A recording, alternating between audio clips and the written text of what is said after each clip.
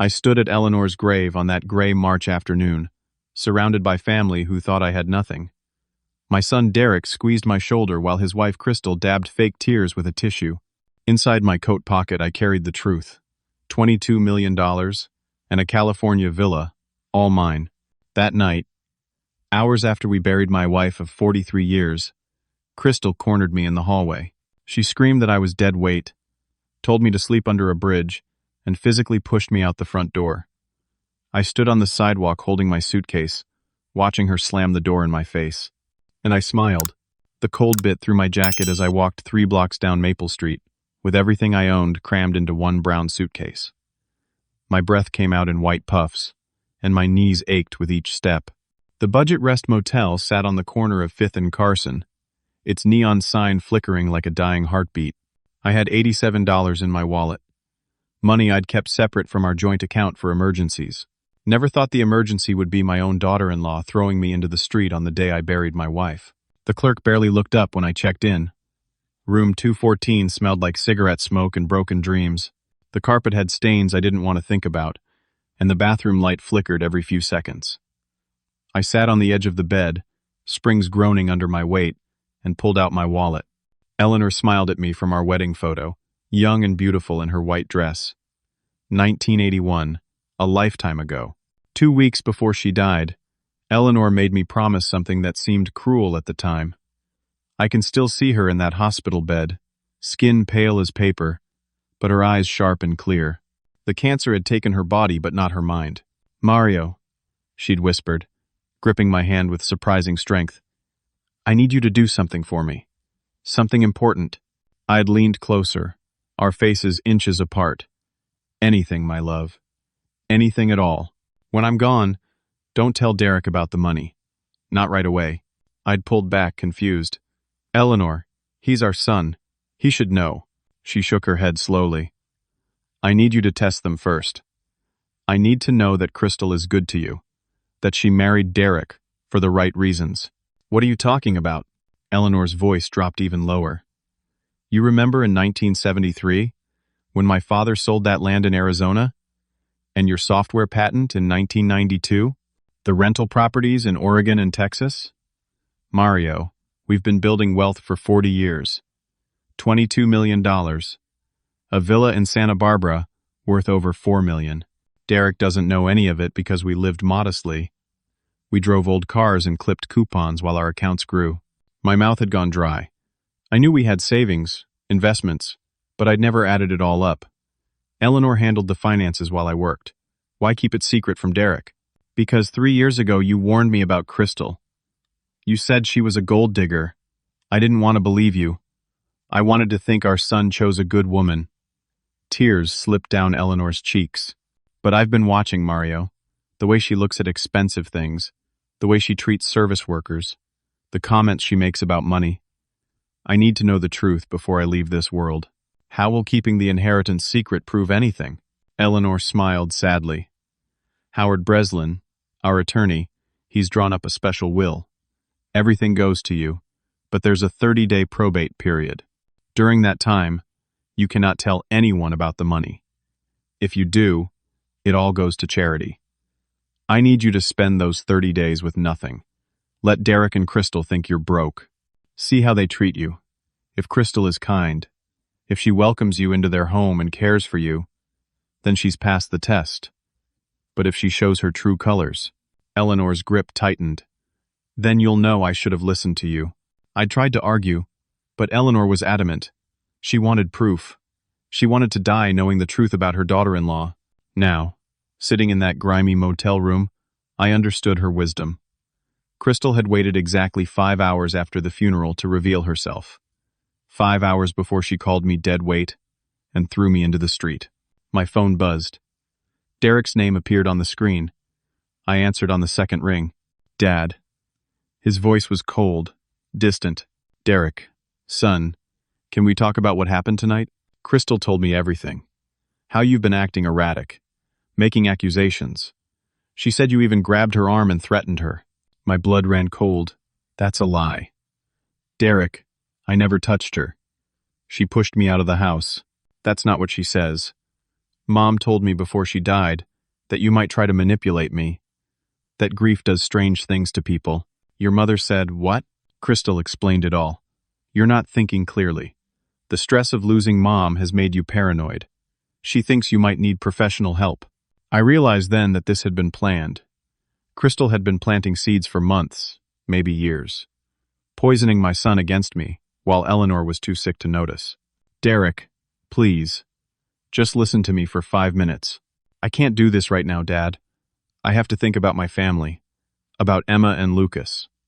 Crystal says you've been calling her names, saying terrible things about her. I can't have that around my kids. I would never hurt those children. They're my grandchildren. I love them. Silence stretched between us. When Derek spoke again, his voice cracked slightly. Maybe in a few weeks, when you're feeling better, we can talk. But right now, I need space. Crystal needs space. I'm sorry. He hung up. I stared at the phone for 10 minutes, hoping he'd call back. He didn't. That night, I barely slept. The couple in the next room argued until 3 in the morning. Someone's car alarm went off 4 times, and every time I closed my eyes, I saw Crystal's face twisted in fake concern as she fed lies to my son. Morning came too early. I counted my money again. $43.12. The motel cost $35 a night. I could afford 1 more night, maybe 2 if I didn't eat. I took the bus across town to Howard Breslin's office. The bus fare was $2.50. The buildings downtown gleamed in the March sunlight, all glass and steel and prosperity. I felt like a ghost, walking among the living. Howard's office occupied the 7th floor of the Westbridge building. I'd been there a dozen times over the years, always with Eleanor. Now the receptionist looked at me with barely concealed pity. My clothes were wrinkled, my face unshaven. I looked exactly like what I was, a homeless old man. Mr. Breslin is expecting you, she said quietly. Howard stood when I entered. He was 68, silver-haired, wearing a suit that cost more than my car, but his eyes were kind. He'd known Eleanor since she was 23 years old. Mario, I'm so sorry for your loss. He gestured to a leather chair. Please, sit. I sank into the chair, suddenly exhausted. Tell me this is real, Howard. Tell me Eleanor didn't make a mistake. He opened a thick folder on his desk.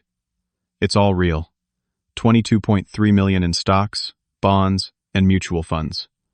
The villa in Santa Barbara, currently valued at $4.3 million. 3 rental properties in Oregon generating $15,000 a month in income. 2 properties in Texas, bringing in $12,000 monthly. All legally yours, confirmed by tax returns, death certificates, and a properly executed will. Relief flooded through me. Then suspicion. What's the catch? Howard's expression turned serious. Eleanor added a special condition. There's a 30-day probate period before you can access any of the funds. During this time, you cannot tell anyone about the inheritance. Not Derek, not Crystal, not your closest friend. If you violate this condition, if you reveal the truth before the 30 days are complete, everything goes to the American Cancer Society. 30 days. Eleanor wanted you to experience life without means. She wanted to see how your family treated you when they thought you had nothing. It was her final test. Howard leaned forward. I argued against this, Mario. I thought it was cruel. But Eleanor was adamant. She said you'd understand. I did understand. Eleanor had always been smarter than me. She'd seen through Crystal when I was still trying to give her the benefit of the doubt. When did the 30 days start? They started the day Eleanor died. 5 days ago. You have 25 days remaining. 25 days. I looked at Howard's expensive suit, his mahogany desk, the view of the city through his window. I have $43 to my name. I know. Howard reached into his desk drawer and pulled out an envelope. Eleanor anticipated this. She left instructions for me to help you, within limits. I can't give you money directly, but I can provide resources. This envelope contains information about shelters, soup kitchens, and social services. There's also a prepaid phone card with 300 minutes in case your service gets cut off. I took the envelope, feeling the weight of Eleanor's planning even in death. She thought of everything. She loved you, Mario. This test isn't about making you suffer. It's about revealing truth. Can you handle 25 more days? I thought about Crystal's face, her cruel smile as she threw me out. I thought about Derek's cold voice on the phone. 25 days to prove Eleanor was right about them. 25 days until justice. I can handle it. I left Howard's office with the envelope and returned to the motel. That night, my money ran out. The clerk knocked on my door at 11 the next morning, told me I had to leave. I packed my suitcase and walked to my car, a 1998 Honda Civic with 200,000 miles on it. For the next 2 nights, I slept in the Walmart parking lot. The seats didn't recline much, and my back screamed by morning. Security knocked on my window at 2 in the morning the second night, told me I couldn't stay there. I drove to a 24-hour diner on Route 9, bought a cup of coffee for $1.95, and nursed it for 4 hours while the waitress gave me sympathetic looks. On day 8, I worked up the courage to go see my grandchildren. Emma was 9, Lucas was 7. I hadn't seen them since the funeral, and my heart ached for their little faces. Derek's house was a modest 2-story on Pine Ridge Lane. The yard was neatly maintained, a swing set in the back. I'd helped Derek buy this house 11 years ago, back when he was just starting his accounting business. I rang the doorbell 3 times before Crystal answered. She looked perfect, hairstyled, makeup flawless, wearing clothes that cost more than my monthly Social Security check. Her expression shifted from surprise to theatrical concern, so quickly I almost missed it. "Oh, Mario." Her voice was loud, probably for the neighbors. "Derek told me you'd come around. I'm so sorry, but we simply cannot enable your gambling problem anymore." The words hit me like a physical blow. Gambling problem? Crystal? I've never gambled in my life. She shook her head sadly, speaking even louder. Denial is the first sign. Eleanor told us all about it before she passed. How you gambled away your retirement savings. How she had to hide money from you. It broke her heart.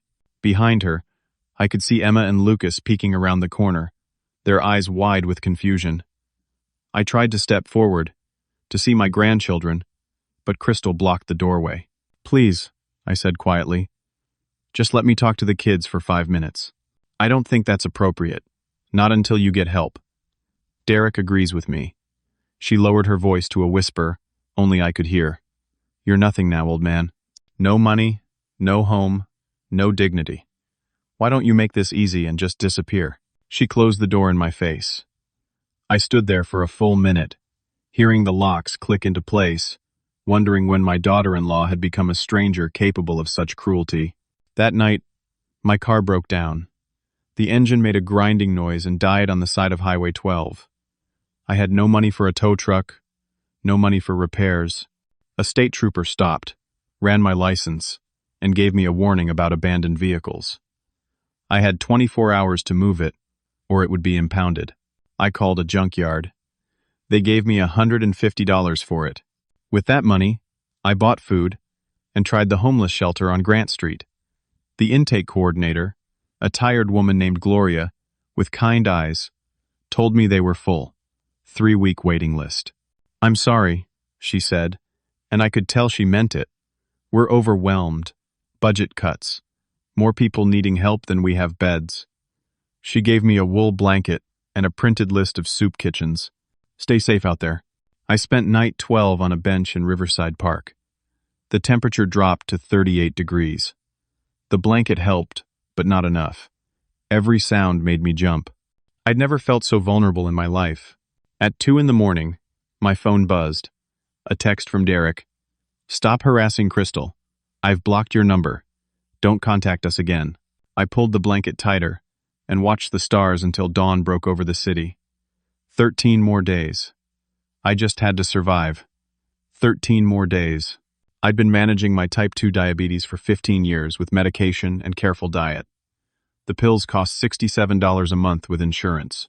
Without insurance, without money, I couldn't afford refills. By day 15, my prescription bottle was empty. I tried to be careful. I ate what I could find. Old donuts from the Methodist Church food bank, crackers from the soup kitchen, an apple someone left on a bench. But my blood sugar became unpredictable. My hands shook. My vision blurred. I felt weak and confused.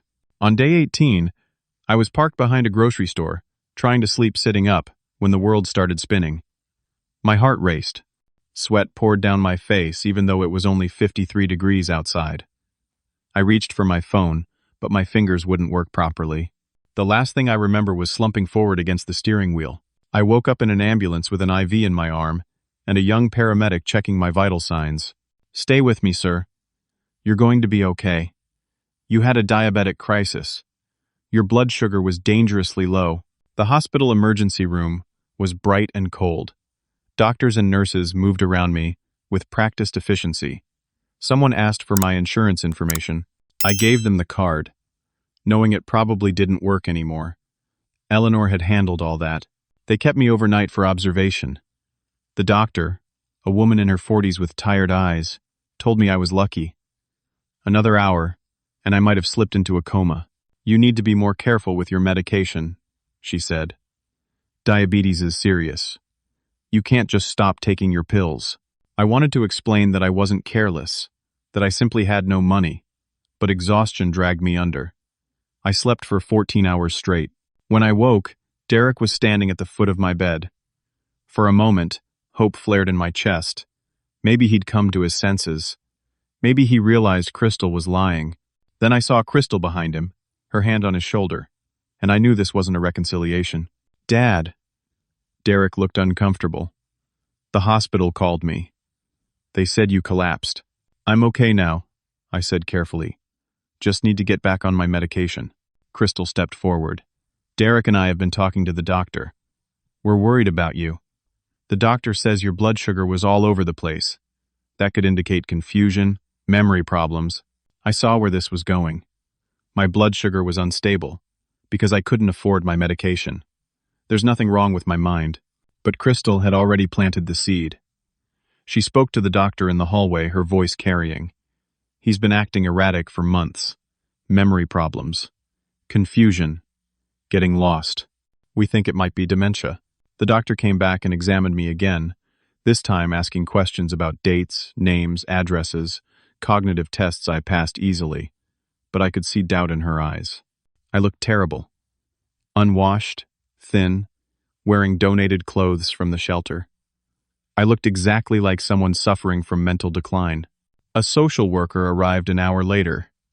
Her name was Jennifer, mid-30s, professional smile.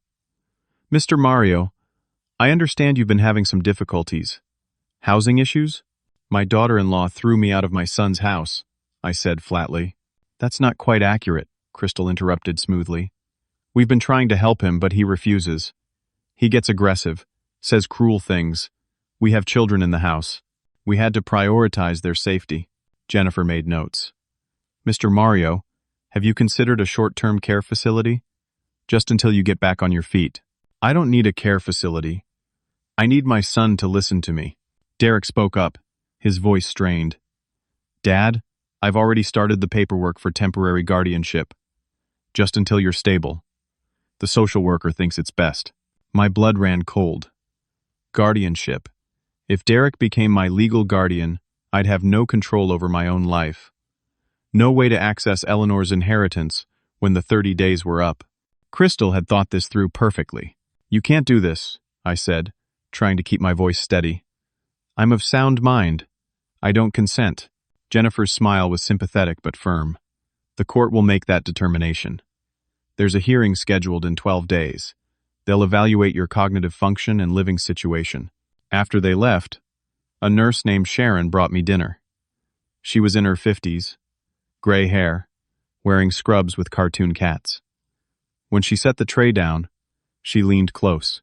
"I heard them talking in the hallway," she whispered. "Your daughter-in-law. She told your son that once you're declared incompetent, she can search for hidden assets. She said something about your wife having money nobody knew about." The room tilted. Crystal knew. Somehow, she'd figured out that Eleanor had wealth. That's why she was doing this. She wasn't just cruel, she was calculated. She was positioning herself to steal everything. "Thank you," I managed to say. Sharon squeezed my shoulder. "My mother went through something similar with her stepson. Financial abuse of elders is more common than people think. Be careful." 2 days later, They transferred me to Meadowbrook Care Center, a state-funded nursing home on the edge of the city. The building was old, paint peeling, smelling of disinfectant and decay. My roommate was 92, nonverbal, staring at the ceiling for hours at a time. The staff was overworked and understaffed. They treated me like I was senile because that's what the intake paperwork said. They gave me pills I didn't recognize, refused to answer my questions. When I asked for my phone, they said it had been lost in the transfer. I sat by the window of my shared room and watched traffic pass on the street below. Free people going to free places. I was a prisoner, and my son had put me here. On day 21, a legal notice arrived. Crystal had filed 2 lawsuits. The first was the guardianship petition. The second was a civil suit claiming I had financially and emotionally abused Eleanor during our marriage. She'd produced 3 sworn affidavits from her friends, women I'd never met, claiming they'd witnessed me yelling at Eleanor, withholding her medication, controlling her money. All lies. But on paper, with official signatures and notary stamps, they looked real. The hearing was scheduled for 9 more days. If Crystal won, she could freeze Eleanor's entire estate, pending a lengthy investigation. I could lose everything, even after the 30-day period ended. I was trapped, accused, and running out of time. On day 22, Patricia Morrison walked into my room at Meadowbrook. She was 43, wearing practical clothes and carrying a worn briefcase. A social worker assigned to review my case as part of her regular rounds. "Mr. Mario? I'm Patricia Morrison. I'd like to ask you some questions if that's all right." Most of the staff barely looked at me. Patricia sat down and actually made eye contact. For the next hour, she asked questions. Not the simple ones designed to test for dementia, but real questions about my life, my marriage, my situation. She took notes carefully. When I finished, she closed her notebook and studied me. "Something doesn't add up in your file," she said quietly. "Most dementia patients don't have your level of clarity. Your answers are detailed, consistent, chronologically sound. You remember specific dates, events, conversations. That's not typical of cognitive decline." Hope sparked in my chest. I'm not losing my mind. My daughter-in-law is trying to steal from me. Patricia's expression remained neutral. "That's a serious accusation. I know how it sounds, but it's true. I made a decision then, took a calculated risk. My wife died 22 days ago. She left me a substantial inheritance that my daughter-in-law knows about. I can't access it for another 8 days due to probate conditions. Crystal is trying to get guardianship over me so she can control that money. How substantial? Very. But I can't reveal specifics without violating the terms of my wife's will." Patricia studied me for a long moment. "I've seen cases like this before. Elder financial abuse is more common than most people realize. Family members who suddenly become concerned about a relative's mental state right when there's money involved." She pulled out a business card. "There's a lawyer named Frank Gallagher who specializes in elder rights. He takes some cases pro bono if he believes in them. Would you like me to contact him on your behalf?" "Yes, please." She stood up. "I can't promise anything, but I'll look into this quietly. In the meantime, be patient. Don't say anything to antagonize the staff. Keep your head down." 2 days later, Frank Gallagher visited. He was 56, stocky build, wearing a slightly wrinkled suit. He had the look of a street fighter disguised as a lawyer. "Patricia Morrison called me. She thinks you're getting railroaded." He sat down heavily in the visitor's chair. "Tell me everything." I told him the whole story. Eleanor's test, the 30-day condition, Crystal throwing me out, the false accusations, the guardianship petition, all of it. When I finished, Frank was quiet for a long moment. "That's the most elaborate elder abuse case I've heard in 15 years of practice." He opened his briefcase. I ran some preliminary searches. "Your daughter-in-law has 3 maxed-out credit cards totaling $41,000. She's been banned from 2 casinos in Atlantic City. I found a bankruptcy filing from 8 years ago under her maiden name, Crystal Dawson. Your son know about any of this?" "I doubt it. There's more." I contacted Derek's business partner, a guy named Tom Riley. He's been concerned about some financial irregularities, missing client payments, checks written to vendors he doesn't recognize. He thinks someone's been stealing from the business, but he hasn't said anything because Derek's been grieving. Frank leaned forward. I think your daughter-in-law has been embezzling from your son's accounting firm. The pieces fell into place. Crystal needed money desperately. She'd been stealing from Derek's business, but it wasn't enough to cover her gambling debts. Then Eleanor died, and Crystal saw an opportunity for a much bigger score. Can you prove it? Not yet, but I've hired a private investigator. Guy named Russell Hayes. He's good. If there's evidence, he'll find it. Frank pulled out a contract. I need you to sign this. It gives me authority to represent you in the guardianship hearing. I'm taking this case pro bono because I believe you, but you need to trust me and follow my instructions exactly. Can you do that? Yes. Over the next 2 days, Frank worked fast. He filed motions to delay the guardianship hearing, citing procedural irregularities. He requested all of Crystal's financial records. He subpoenaed Derek's business accounts. Crystal fought back hard.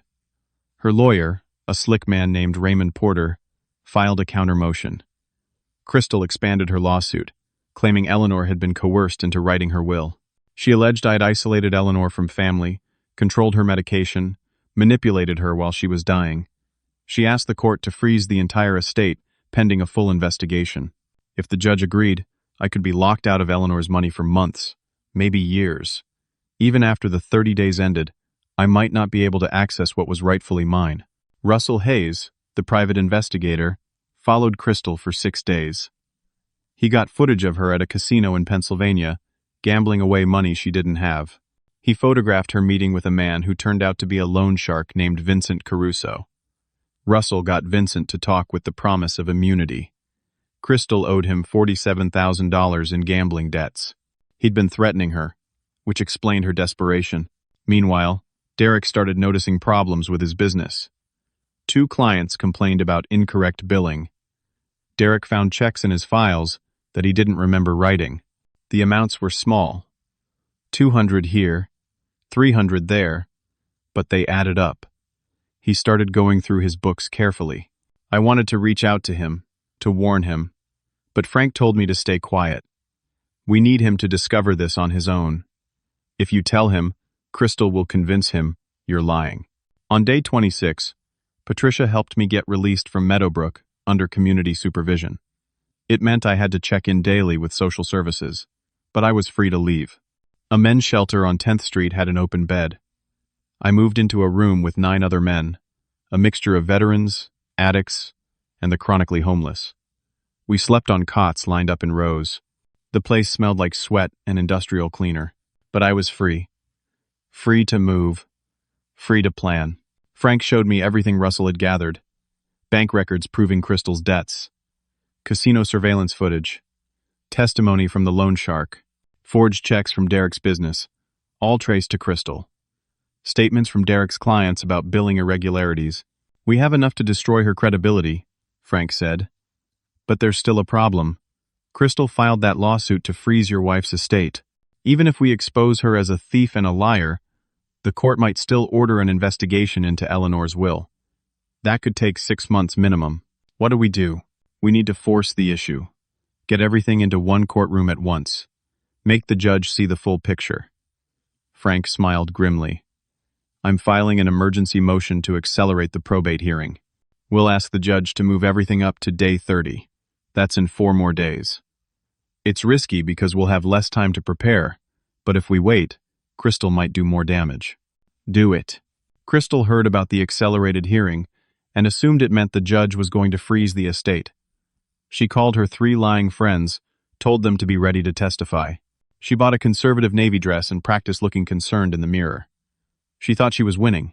She had no idea we'd been building a case against her. I spent those 4 days preparing with Frank. We went over every detail of Eleanor's will, every piece of evidence against Crystal, every question I might be asked on the stand. Patricia stopped by the shelter each evening to check on me, bringing food and encouragement. On the night before the hearing, I could barely sleep. The men around me snored and shifted on their cots. Someone cried out in their dreams. I stared at the ceiling and thought about Eleanor.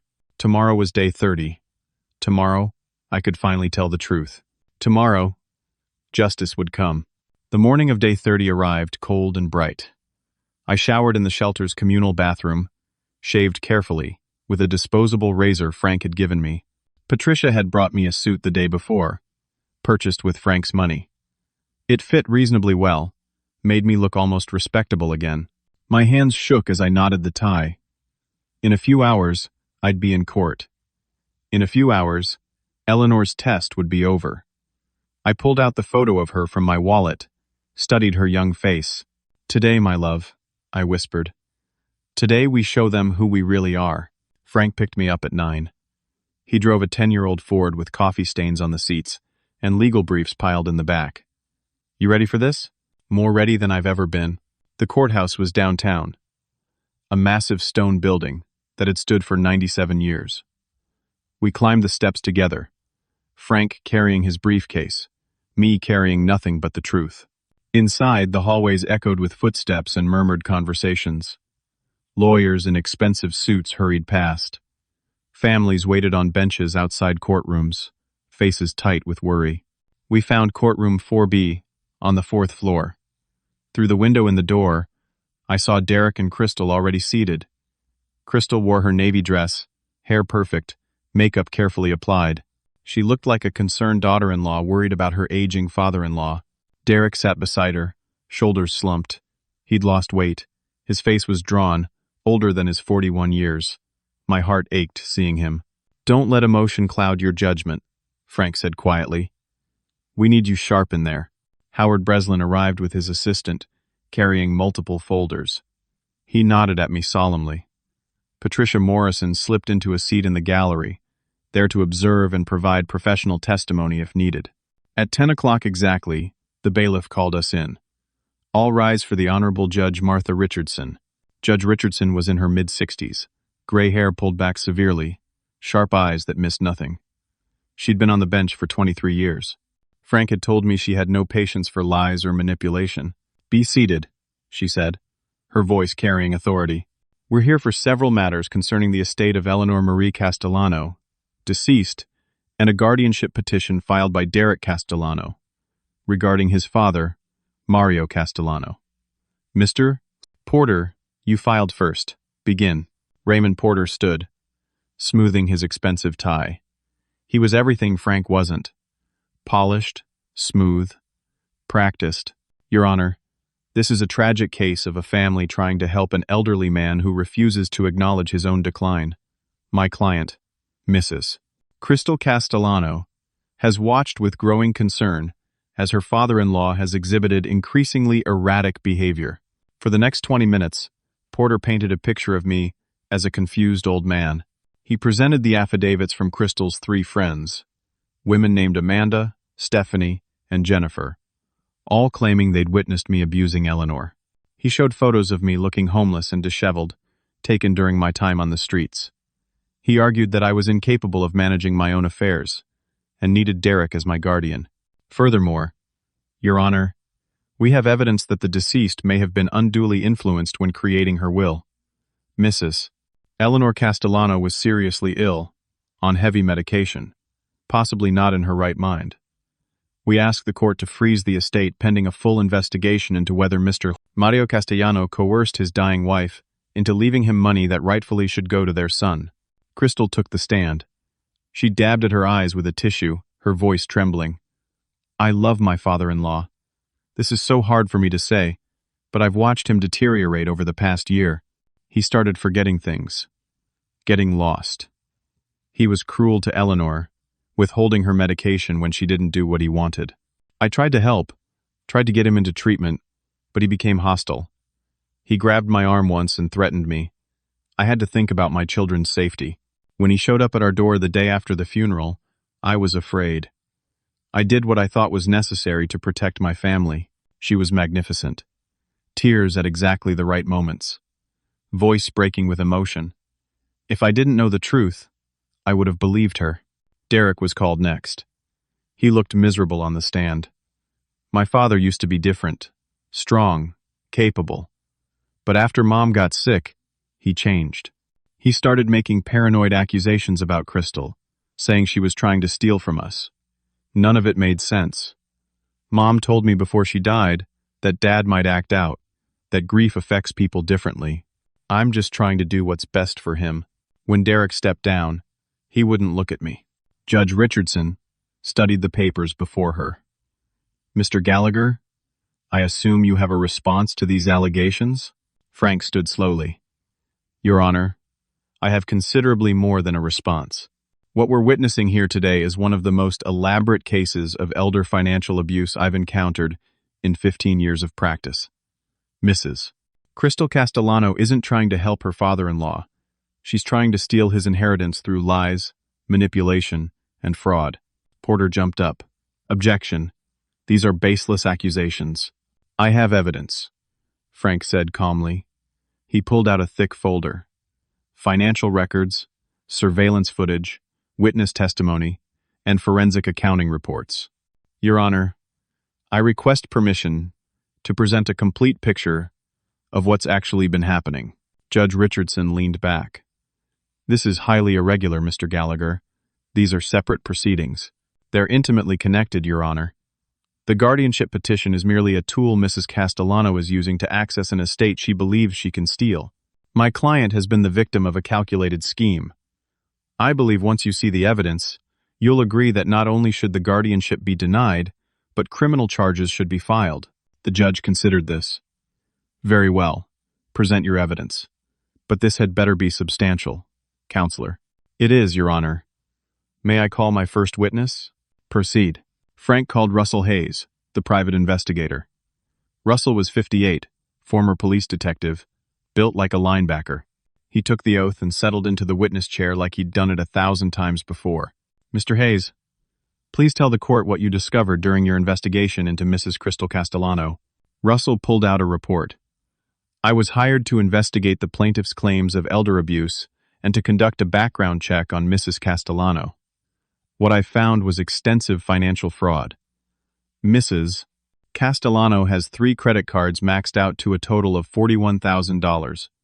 She's been banned from 2 casinos in Atlantic City for card counting and creating disturbances when losing. She filed for bankruptcy 8 years ago, under her maiden name, Crystal Lynn Dawson, with debts totaling $97,000. Crystal's face went pale. Russell continued. I followed Mrs. Castellano for 6 days. During that time, she visited a casino in Pennsylvania twice, gambling away approximately $6,000. She also met with a loan shark named Vincent Caruso at a diner on Route 43. Mr. Caruso confirmed that Mrs. Castellano owes him $47,000 in gambling debts with 18% weekly interest. He's been threatening her, which I believe motivated her actions regarding her father-in-law's estate. Objection. Porter was on his feet. This is character assassination. None of this is relevant to the guardianship petition. It's entirely relevant, Frank shot back. It establishes motive. Mrs. Castellano needs money desperately. She engineered this guardianship petition as a way to access an inheritance she has no right to. Judge Richardson raised her hand. I'll allow it. Continue, Mr. Hayes. Additionally, I investigated Mr. Derek Castellano's accounting business. With permission from his business partner, Mr. Tom Riley, I conducted a forensic analysis of the company's books. I discovered multiple instances of embezzlement. Checks written to fake vendors, transfers to unauthorized accounts, client payments redirected, total amount stolen over 2 years, $63,000. All traces lead to Mrs. Castellano, who handles the bookkeeping. Derek stood up in the gallery. That's impossible. Crystal wouldn't. Sit down, Mr. Castellano, Judge Richardson ordered. Her expression had gone from patient to stone cold. Frank called his next witness. Vincent Caruso, the loan shark.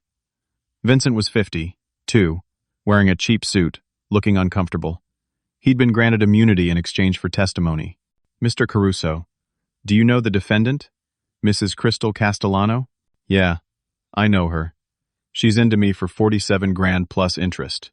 Been making payments, but she's behind. I told her if she didn't pay up by the end of March, there'd be consequences. What kind of consequences? Vincent shrugged. Nothing illegal. I just explained that people who don't pay have a hard time getting credit anywhere. Bad for their reputation, you know? Did Mrs. Castellano tell you where she expected to get the money to pay you? Yeah. She said her father-in-law's wife died and left money. She said once she got guardianship, she could access it. Said she'd have me paid off by mid-April. Crystal stood up, face red. He's lying. I never said that. Mrs. Castellano. Sit down. Judge Richardson's voice cut like ice. This is your last warning. Frank called 3 more witnesses. Derek's business partner Tom testified about the missing money. A handwriting expert confirmed Crystal's signature on forged checks. An accountant laid out the paper trail of theft. Then Frank called me to the stand. I walked slowly to the witness box, aware of every eye on me. The bailiff swore me in.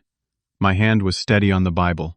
Mr. Castellano, can you tell the court about your late wife's intentions regarding her estate? I took a breath. Day 30. I could finally speak. My wife Eleanor and I were married for 43 years. We built a life together, built a family, and we built wealth, though we never showed it. Over 4 decades. Through careful investing, through my software patent in 1992, through her father's land sale in 1973, through rental properties and smart financial planning, we accumulated significant assets. I saw Crystal leaning forward, eyes wide. 3 weeks before Eleanor died, she made me promise to test our family. Specifically, to test my daughter-in-law, Crystal. Eleanor suspected Crystal had married our son for money. She wanted proof. So she created a will with special conditions. Howard Breslin stood. Your Honor, may I present the will and Eleanor's video testimony? Please do. They wheeled in a television. Howard inserted a disc.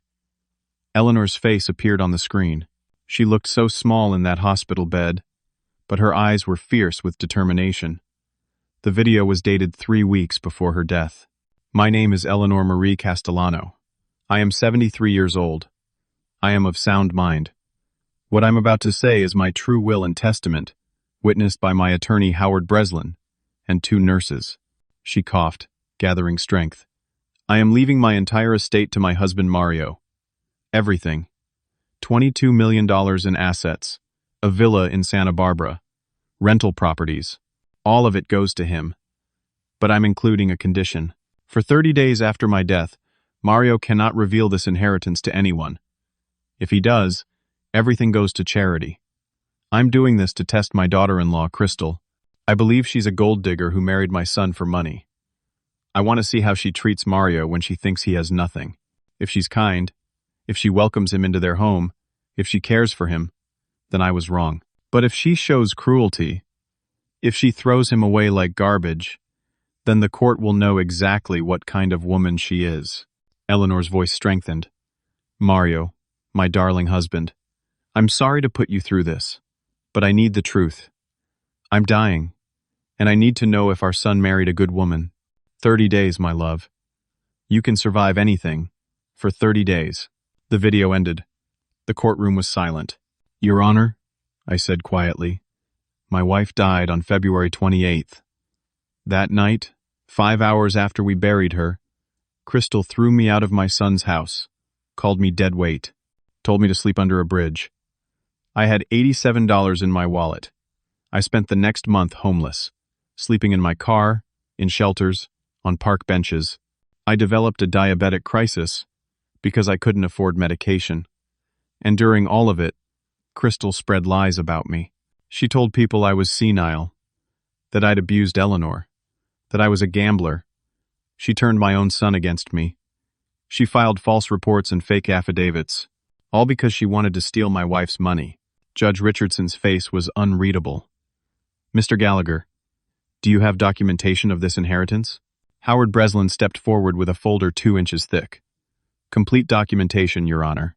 Tax returns, investment statements, property deeds, death certificate, will, trust documents.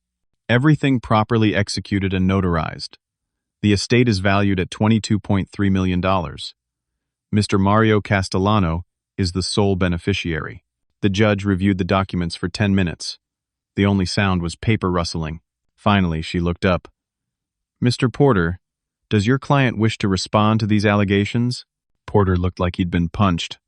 Crystal was whispering frantically to him, but he shook his head. Your Honor, I need time to review this new information. I request a continuance. Request denied. Mrs. Castellano, take the stand. Crystal walked to the witness box like she was walking to her execution. The bailiff swore her in. Mrs. Castellano, did you tell a loan shark you would pay him with your father-in-law's inheritance? That was taken out of context. Did you embezzle $63,000 from your husband's business? Those are accounting errors. I can explain. Did you file false affidavits claiming Mr. Mario Castellano abused his wife? Crystal's composure cracked. He deserved it. Eleanor was a miserable, selfish woman who hoarded money while pretending to be poor. She wanted to humiliate me, to test me like I was some kind of experiment. Well, I failed her stupid test. Is that what you want to hear, Mrs. Castellano? And Derek. Crystal turned to her husband in the gallery. You're so pathetic. Your mother had millions and made you live like you were middle class. She could have helped us, given us the life we deserved. But no. She wanted to play games. And Mario, she pointed at me. You knew about the money, and you let me throw you out. You wanted this. You wanted to destroy me. Mrs. Castellano, that's enough. But Crystal was beyond control. I never loved Derek. I married him because I thought his mother had money. But she was too smart, too paranoid, too controlling. Well, I hope you're happy, Mario. You won. You destroyed my life. But you know what? I'd do it again. I'd throw you out 1,000 times because you're nothing. Nothing but a broke, pathetic old man. The courtroom erupted. Derek stood up, face white with shock. Judge Richardson banged her gavel. Order! Bailiff, restrain Mrs. Castellano. But Crystal wasn't done.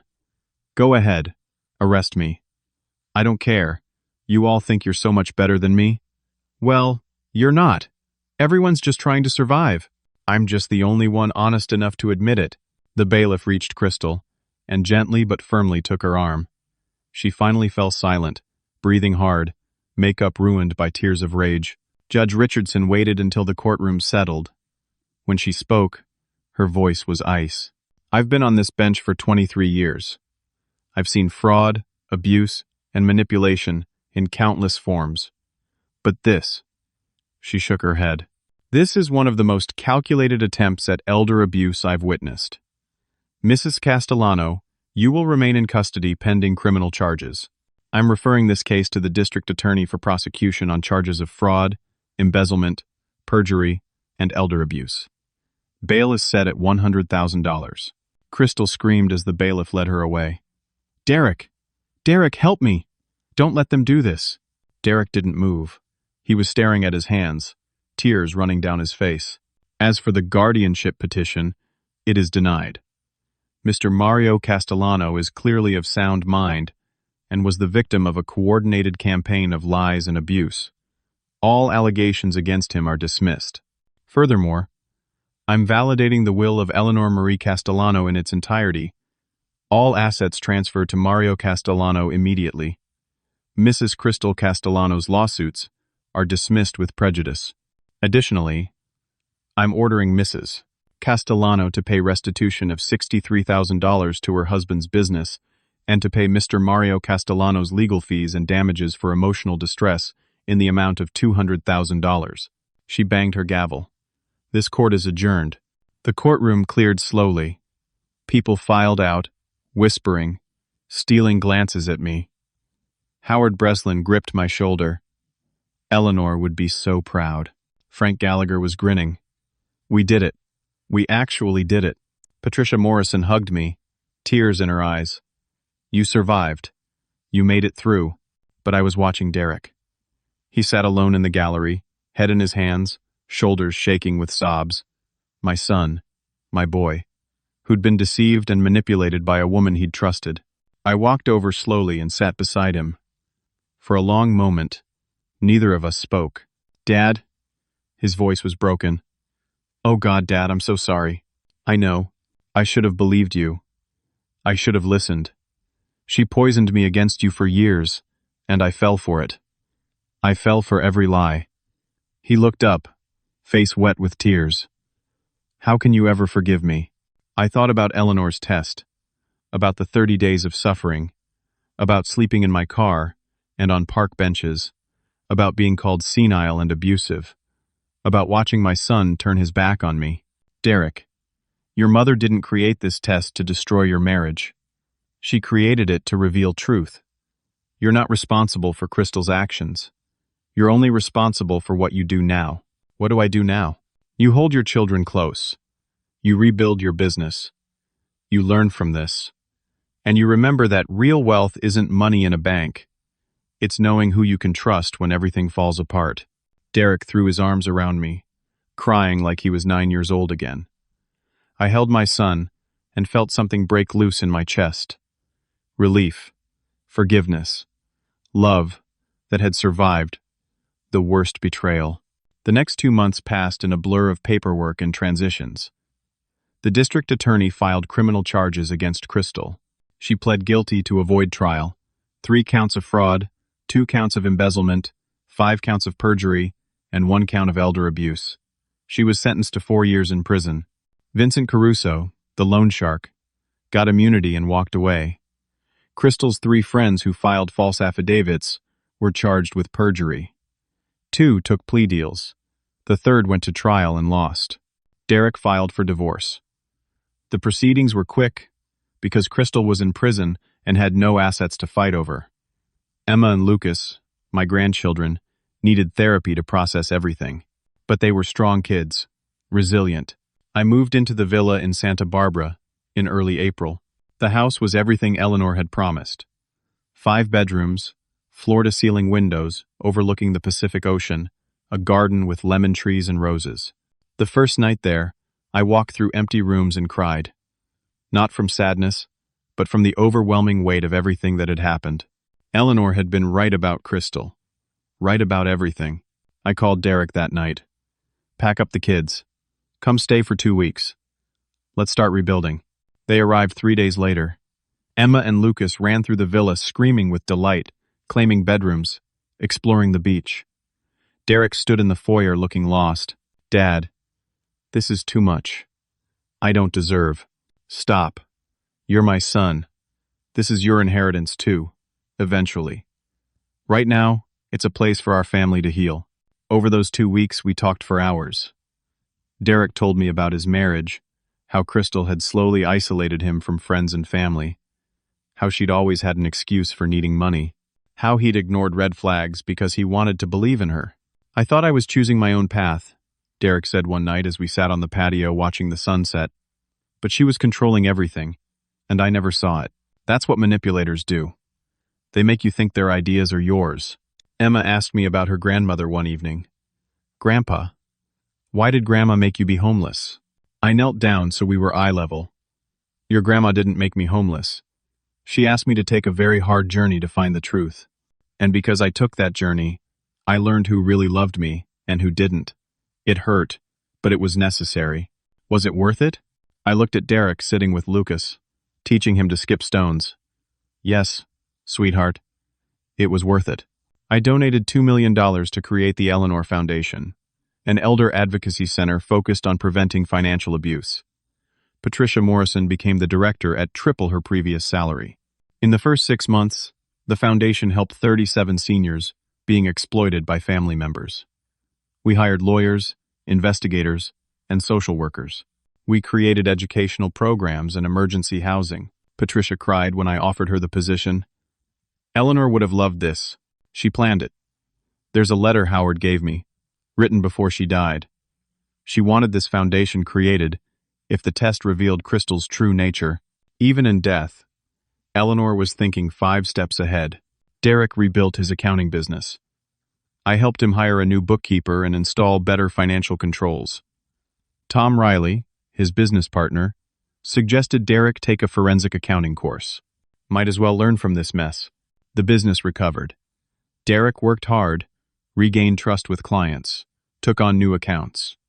Within 8 months, revenue was higher than before Crystal's theft. Emma and Lucas spent every other weekend at the villa. We built sandcastles. We made cookies. We told stories. Slowly, their confusion and fear faded. replaced by laughter. One Sunday morning, 6 months after the trial, Lucas climbed into my lap. "Grandpa, are you rich now?" "I suppose I am. Does that make you happy?" I thought about the question. The money makes life easier, but it doesn't make me happy. You make me happy. Your sister makes me happy. Your dad makes me happy. What about Grandma? Does she make you happy? Every single day, buddy. Every single day. Derek apologized 1,000 times over those months. I finally had to sit him down and say, "Enough. I forgive you. Now you need to forgive yourself." "How?" "I chose her. I brought her into our family. You were deceived by an expert liar. That doesn't make you stupid or bad. It makes you human.